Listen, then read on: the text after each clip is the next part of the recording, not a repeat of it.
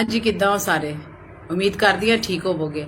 ਔਰ ਇੱਕ ਕਮੈਂਟ ਕੀਤਾ ਇੱਕ ਭਾਈ ਨੇ ਕਿ ਮੁਬਾਰਕ ਹੋਵੇ ਤੁਹਾਡੇ ਕਾਮਰਾਨ ਮਸੀਹ ਨੇ ਜਿਹੜਾ ਨਾ ਧੂਮ ਮਚਾ ਦਿੱਤੀ ਹੈ ਤੇ ਖੈਰ ਮੁਬਾਰਕ ਮੇਰੀ ਤਰਫੋਂ ਤੁਹਾਨੂੰ ਵੀ ਸਾਰਿਆਂ ਨੂੰ ਮੁਬਾਰਕ।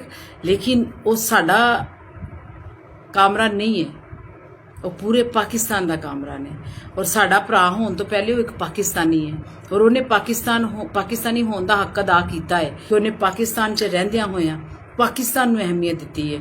ਉਹਨੇ ਆਪਣੀ ਜਾਨ ਦੀ ਫਿਕਰ ਨਹੀਂ ਕੀਤੀ, ਉਹਨੇ ਆਪਣੇ ਆਪ ਨੂੰ ਸ਼ਹੀਦ ਕਰਨ ਦੀ ਫਿਕਰ ਨਹੀਂ ਕੀਤੀ ਕਿ ਹਾਏ ਮੈਂ ਸ਼ਹੀਦ ਹੋ ਜਾਵਾਂਗਾ, ਮੈਂ ਉੱਥੇ ਨਹੀਂ ਜਾਣਾ। ਲੇਕਿਨ ਉਹਨੇ ਆਪਣੇ ਹੱਥਾਂ ਨਾਲ ਉਹ ਪੇਪਰ ਸਾਈਨ ਕੀਤੇ ਔਰ ਇਸ ਕੰਮ ਨੂੰ ਉਹਨੇ ਸਰਅੰਜਾਮ ਦਿੱਤਾ ਔਰ ਉਹ ਵੀ ਕਾਵਿਸ਼ ਉਹਦੀ ਜ਼ਰੂਰ ਹੈ ਲੇਕਿਨ ਉਹਨੂੰ ਫਤਹ ਦੇਣ ਵਾਲਾ ਮੇਰਾ ਜ਼ਿੰਦਾ ਖੁਦਾ ਹੈ।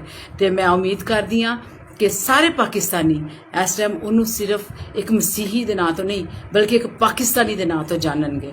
ਸਿਰਫ ਇੱਕ ਇਹ ਨਹੀਂ ਕਿ ਕ੍ਰਿਸਚੀਅਨ ਹੈ ਤੇ ਕ੍ਰਿਸਚੈਨਿਟੀ ਨੂੰ ਉਹਨੇ ਪ੍ਰਮੋਟ ਕੀਤਾ, ਨਹੀਂ, ਉਹਨੇ ਆਪਣੇ ਪਾਕਿਸਤਾਨ ਨੂੰ ਪ੍ਰਮੋਟ ਕੀਤਾ ਇੱਕ ਕ੍ਰਿਸਚੀਅਨ ਹੋਣ ਦੇ ਨਾਤੇ।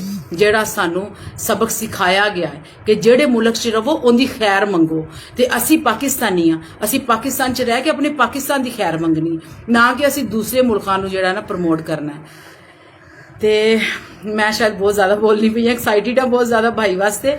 ਤੇ ਭਾਈ ਕਾਮਰਾਨ ਖੁਦਾਵੰਦ ਤੁਹਾਨੂੰ ਲੰਬੀ ਉਮਰ ਦੇਵੇ ਔਰ ਇਸੇ ਤਰ੍ਹਾਂ ਹੀ ਪਾਕਿਸਤਾਨ ਵਾਸਤੇ ਤੁਸੀਂ ਜੰਗਾਂ ਲੜਦੇ ਰਹੋ, ਖੁਦਾਵੰਦ ਤੁਹਾਨੂੰ ਫਤਹ ਦਿੰਦਾ ਰਹੇ। ਤੇ ਕਾਮਰਾਨ ਵੀ ਜ਼ਿੰਦਾਬਾਦ ਤੇ